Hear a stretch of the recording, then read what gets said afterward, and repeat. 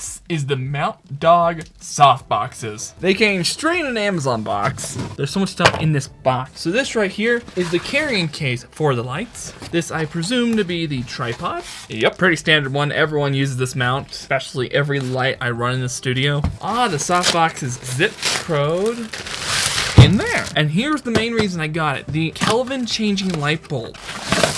Holy cow. This sucker has some nice heat distribution coils. This is everything inside the box. Now, let's get to building this. The extra size of the screw on these are actually fairly nice. I've traveled from set to set working with videography and photography over the past like 8 years. So I have my fair share of experience working with stuff like this, lighting. One thing I do notice so far with the tripod is one, I've hit my camera, and two, these legs are wobbly. I will say that these are surprisingly wobbly, but I've had lights do this before. But here comes the main source, the softbox itself. Ooh, what do? Push it down the center? Oh, it's a magnet. Push it down the center. There's no way that's it. That's seriously it? Man, the lights I had to deal with, you have to put in the poles individually. That's actually really nice. And the softbox outside. Throw on, softbox installed, and this thing is incredibly light. When your ceilings are only 5 feet tall, it's kind of tricky.